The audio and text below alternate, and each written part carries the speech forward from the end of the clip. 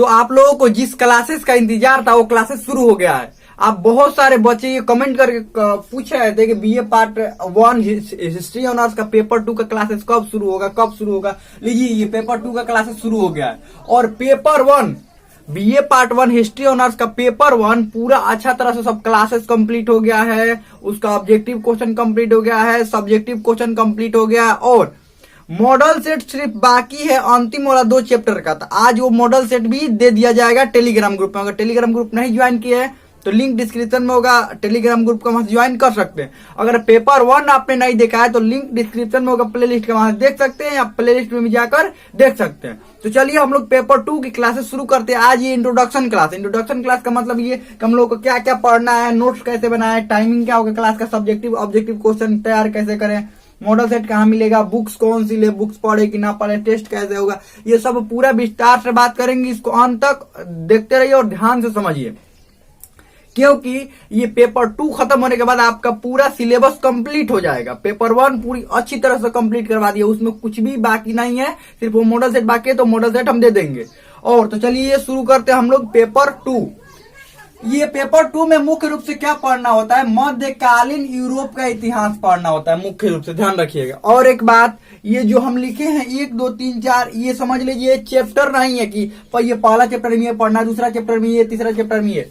Syllabus में topic मिलता है कि ये टॉपिक पढ़ना है, ये पढ़ना है, ये पढ़ना है, ये पढ़ना है। चैप्टर हम खुद से बनाते हैं कि पहला चैप्टर में ये पढ़ना है, दूसरा चैप्टर में ये, तीसरा चैप्टर में ये, चौथा चैप्टर में ये, अपने अनुसार। ताकि देखिए अपने अनुसार इसलिए पढ़ाते हैं ताकि ये रहे कि ये कौन सी घटना किसके बाद हुआ है, पहले वाला घटना पहले पढ़ा दिया जाए और बाद वाला घटना बाद में पढ़ाया जाए। तो ये अपने से खुद से हम चैप्टर 1, चैप्टर 2, चैप्टर 3 बनाते हैं। तो ये मत कहिएगा इसमें 4 नंबर में ये लिखे हैं तो 4 चैप्टर में ये आना चाहिए, 5 चैप्टर में ये आना चाहिए। देखिए ऐसा नहीं है, ये आपको टॉपिक देखना और उसके अनुसार ही पढ़ाई करना है। तो देखिए क्या क्या हम लोग को पढ़ना है और उसके बाद क्लासेस के बारे में बताएंगे। पहले देख लेते हैं क्या क्या पढ़ना है। मध्यकालीन यूरोप का इतिहास, यानी मध्यकाल में यूरोप का इतिहास कैसा था। पेपर 1 में हम लोगों को भारत का इतिहास पढ़ना था, वो भी प्राचीन भारत का इतिहास। लेकिन ये पेपर 2 में हम लोगों को पढ़ना है मध्यकालीन मध्यकालीन यूरोप का इतिहास। अब इसमें क्या क्या पढ़ना है मध्यकालीन यूरोप के इतिहास में, ध्यान समझिएगा। रोमन साम्राज्य के पतन, रोमन साम्राज्य का पतन, सबसे पहला बात है कि रोमन साम्राज्य के पतन के बारे में पढ़ना है। तो जब पतन के बारे में पढ़ेंगे तो उदय के भी बारे में पढ़ेंगे, यानी रोमन साम्राज्य की उत्पत्ति कैसे हुई, रोमन साम्राज्य के विस्तार कहां से कहां तक था और रोमन साम्राज्य के कौन कौन से राजा हुए, फिर उसका भौगोलिक सीमा क्या था, वो कहाँ कहाँ गए, कौन कौन सी उनके समय लोगों की जीवन स्थिति कैसी थी, सामाजिक जीवन कैसा था, आर्थिक जीवन कैसा था, और अंत में उस साम्राज्य का पतन कैसे हुआ। क्योंकि सभी साम्राज्य का पतन निश्चित होता है, क्योंकि कोई भी यहाँ धरती पर मतलब अस्थायी नहीं रह सकता है। एक वंश आएगा, उसके बाद दूसरा, उसके बाद तीसरा, उसके बाद आगे ऐसे ही वंश। आप प्राचीन भारत में भी ये पढ़े होंगे कि शुरुआत कहाँ से हुई थी, हर्यक वंश से हुआ था। प्राचीन भारत में क्या पढ़ाए थे इतिहास में, शुरुआत जो था हर्यक वंश से, बृहदर्थ वंश से माना जाता है लेकिन हर्यक वंश से। और बहुत सारे वंश आगे आते गए और हर वंश का कोई ना कोई प्रतापी राजा होता गया, उसके बाद उस वंश का विनाश हो गया, ध्यान रखिएगा। तो सब वंश का एक न एक दिन अंत होता ही है। तो यहाँ पर भी रोमन साम्राज्य का पतन के बारे में पढ़ना है। और तो सबसे पहले उत्पत्ति के बारे में पढ़ेंगे। यूरोप में राष्ट्रीय राज्यों का उदय। अब राष्ट्रीय राज्य में कौन कौन से आ जाएंगे, देखिए इंग्लैंड,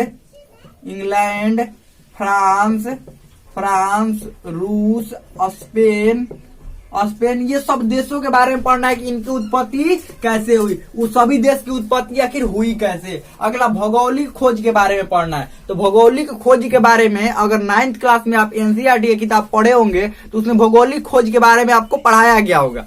तो वही भौगोलिक खोज के बारे में इसमें भी क्या करना है, पढ़ना है, लेकिन इसमें थोड़ा ज्यादा विस्तार से पढ़ना है। और एक ये समझना है कि वो रास्ता, जैसे डायरेक्शन कैसे कैसे था, कैसे कैसे वो समुद्री रास्ते से आया, समुद्री रास्ता का खोज कैसे किया, ये सब के बारे में पूरा विस्तार से पढ़ना है। 9th क्लास में पढ़ना होता है। 9th क्लास का अगर एनसीईआरटी किताब देखिएगा तो उसमें भौगोलिक खोज के बारे में दिया हुआ है, लेकिन उतना विस्तार से नहीं दिया होता है। लेकिन इसमें हम लोगों को पढ़ना है पूरा विस्तार से। चलिए आगे बढ़ते हैं। अगला इंग्लैंड की क्रांति हम लोगों को पढ़ना है कि इंग्लैंड में क्रांति कैसे कैसे हुई। गौरवपूर्ण क्रांति भी इंग्लैंड में हुई थी, औद्योगिक क्रांति भी हुई थी। औद्योगिक क्रांति की शुरुआत कहां से मानी जाती है, औद्योगिक औद्योगिक क्रांति। औद्योगिक क्रांति की शुरुआत कहां से मानी जाती है? इंग्लैंड से। और यही बात करें गौरवपूर्ण क्रांति की, गौरवपूर्ण क्रांति, गौरवपूर्ण क्रांति भी कहां से हुई थी? गौरवपूर्ण क्रांति भी यहीं पर इंग्लैंड में। तो इंग्लैंड की क्रांति के बारे में पढ़ना है, इंग्लैंड के राजाओं के बारे में पढ़ना है, इंग्लैंड के वंश के बारे में पढ़ना है कि इंग्लैंड में कौन कौन से वंश हुए, क्या हुए। आगे बढ़ते हैं। पुनः जागरण। पुनः जागरण का मतलब पुनः जगना। पुनः जगने का मतलब सोए हुए थे वो वैसे जगना नहीं। पुनः जागरण का मतलब ये कि अपने हक को समझना और अपने ऊपर हो रहे अत्याचारों का विरोध करना और एक नए सिरे से आविष्कार करना, नए नए चीजों को बनाना और नए शासन व्यवस्था को स्थापित करना, यही पुनः जागरण होता है। पुनः जागरण मतलब पुनः जगना, मतलब पुनः अपने ऊपर हो रहे अत्याचारों का विरोध करना, नए साम्राज्य की स्थापना करना, नए नए चीजों का खोज करना, यही होता है पुनः जागरण। तो पुनः जागरण में किसका पुनः जागरण पढ़ना हम लोगों को? मध्यकालीन यूरोप का पुनः जागरण पढ़ना है। मध्यकालीन यूरोप में पुनः जागरण कैसे हुआ, क्या हुआ, इसके बारे में पूरा डिटेल में हम लोगों को पढ़ना है। अगला धर्म सुधार। धर्म सुधार आंदोलन, देखिए धर्म सुधार आंदोलन यूरोप में कैसे हुए, क्या हुए, इसके बारे में भी हम लोगों को पढ़ना है। आगे ट्यूडर वंश के, तो ये तो यहीं पर इंग्लैंड से संबंधित है, इसके बारे में पढ़ना है, ट्यूडर वंश के बारे में।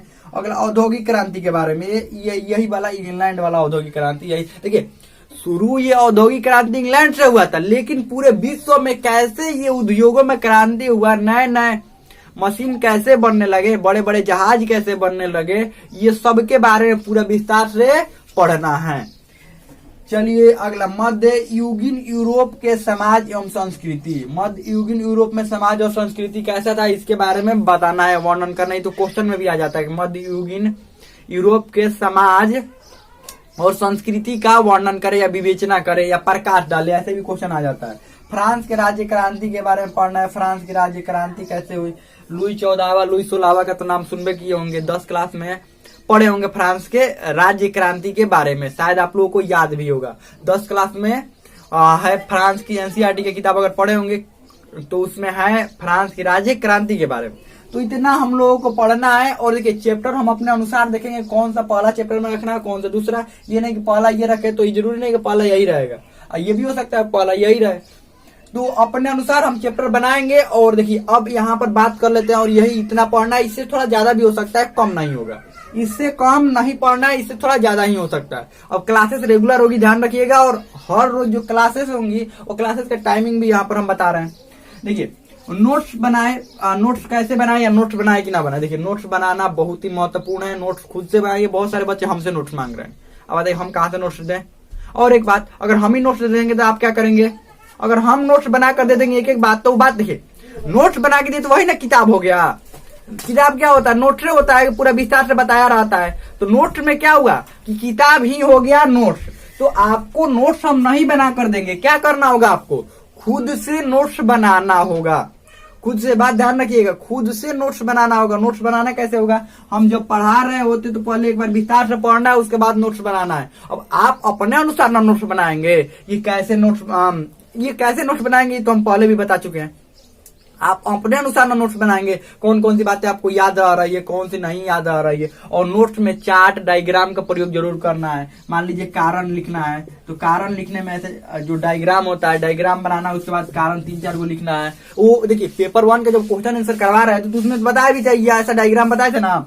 उसके बाद क्लासेस का ये नोट्स में और चार्ट आप बना सकते हैं, मैप बना सकते हैं, अलग अलग जो रंग का, अलग अलग कलर का जो पेन होता है, कलम, उसका यूज कर सकते हैं नोट्स बनाने में, ताकि आपको देखने में थोड़ा कलरफुल लगे। और कलरफुल लगेगा तो पढ़ाई करने में भी थोड़ी सी अच्छा लगता है। वैसे भी पढ़ना ही है ना, कलरफुल लगे ना लगे, वो तो छोटे बच्चे के लिए कहा जाता है ना, कलरफुल लगेगा तो पढ़ाई करेगा। आप छोटे बच्चे तो है नहीं, तो बस यही ऐसे ही नोट्स बनाना है। क्लासेस का टाइमिंग क्या होगा? टाइमिंग तो पहले ही बता दिया गया है, जो पेपर 1 के क्लासेस का टाइमिंग था उससे आधा घंटा शायद ज्यादा होगा, तो ये 11:30 हो जाएगा, इतना ही लगभग रहेगा।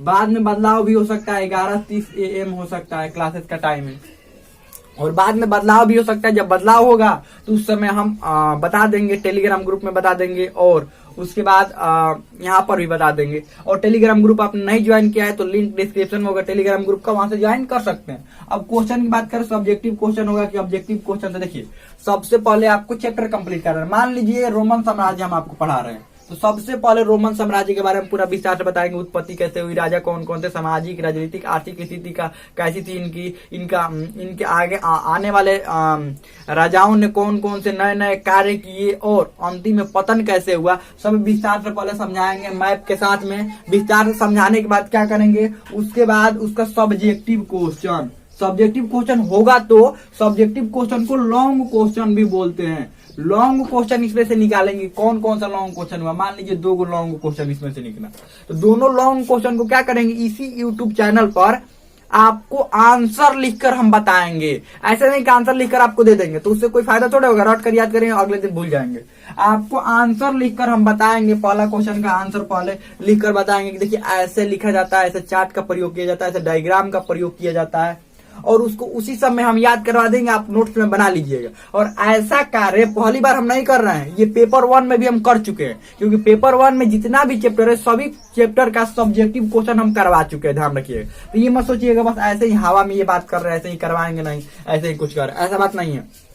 क्योंकि पेपर 1 में हम अच्छी तरह से कंप्लीट करवा दिए। जो बच्चे पेपर 1 के क्लास देखे होंगे तो सभी बच्चे जानते हैं। अगर आपने नहीं देखा है तो लिंक डिस्क्रिप्शन में होगा, प्ले लिस्ट का वहां से देख सकते हैं कि क्या क्या हम करवाए हैं। उसमें चैप्टर कंप्लीट करवाने के बाद सब्जेक्टिव क्वेश्चन करवाए हैं कि नहीं करवाए हैं।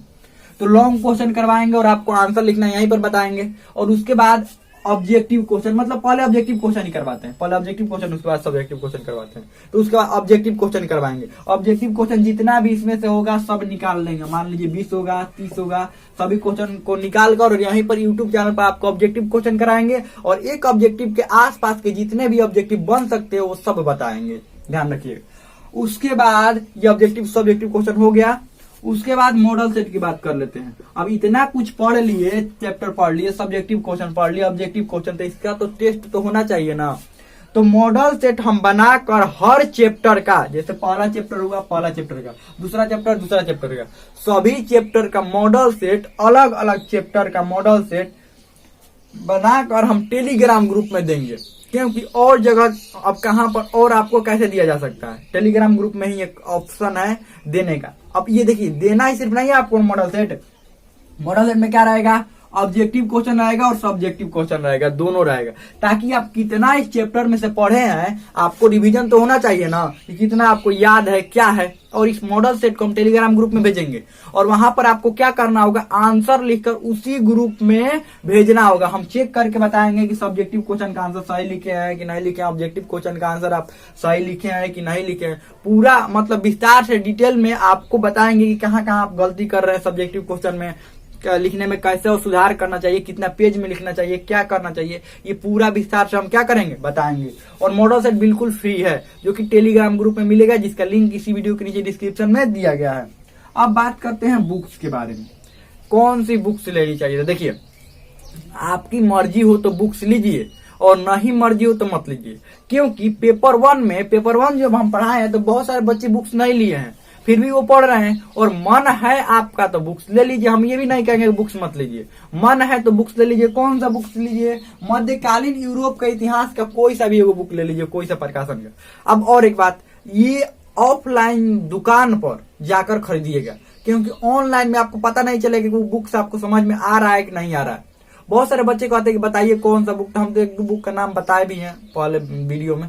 और एक बात, ये आपको ना समझना है, हमको तो समझना नहीं है, आपको समझना है कि कौन सा बुक्स आपको अच्छा से समझ में आ रहा है। पढ़ कर देख लीजिए, ऑफलाइन मार्केट में जाइए दुकान पर, वहां पर बोलिए मध्यकालीन यूरोप के इतिहास का एक बुक दिखाइए और देखिए कि ये सब चैप्टर है ना, ये चैप्टर देख लीजिए, ये सारे चैप्टर को कि चैप्टर यह है ना। और एक दो चैप्टर नहीं भी मिल रहा होगा तो कोई दिक्कत नहीं है, मतलब मैक्सिमम चैप्टर 10 हुआ है तो उसमें 6 से 7 को चैप्टर अगर मिल रहा है ना, इसमें से 6 से 7 को चैप्टर मिल रहा है तो ले लीजिए बुक, कोई दिक्कत नहीं। और ये भी देखिए उसका लिखा हुआ सही है ना, कि ऐसा नहीं है ना कि इंग्लिश में वो बुक्स लिखा हुआ है, हिंदी में ट्रांसलेट किया हुआ है, कुछ समझ में नहीं आ रहा है। ठीक है, वैसे बुक्स बिल्कुल ना लेना चाहिए जो कि इंग्लिश में लिखा हुआ रहता है, उसको हिंदी में ट्रांसलेट करके और उस बुकों के छाप देता है।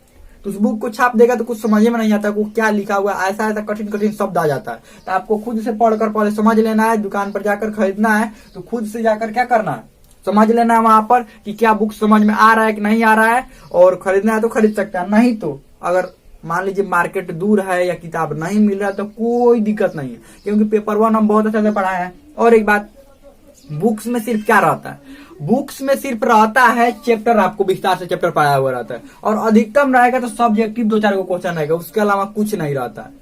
तो हम क्या बता रहे हैं, चैप्टर पढ़ा रहे हैं, सब्जेक्टिव, ऑब्जेक्टिव, मॉडल सेट, सब कुछ दे रहे हैं, फिर बचा क्या बताइए, तो क्या बचा, कुछ बचा नहीं बचा। तो आप मन है तो बुक्स खरीदिए, नहीं है तो मत खरीदिए। और टेस्ट, जैसे ही पेपर 2 कंप्लीट हो जाएगा, पूरा चैप्टर कंप्लीट, तो पेपर 1, क्योंकि पेपर 1 का भी अभी टेस्ट नहीं हुआ है, पेपर 1 और पेपर 2 दोनों का टेस्ट चालू हो जाएगा, और वो इसी यूट्यूब चैनल पर होगा, ध्यान रखिएगा। पेपर 1 और पेपर 2 का टेस्ट जो है इसी यूट्यूब चैनल पर होगा। तो हमें लगता है कि इससे संबंधित और कोई भी आपको डाउट नहीं होगा। अगले दिन से एकदम रेगुलर क्लासेस ये चालू हो जाएगा। हमें लगता है बहुत अच्छा समझ में आ गया होगा। आपको इसमें और भी कोई डाउट है तो कमेंट में पूछ सकते हैं, हमें लगता है समझ में आ गया होगा।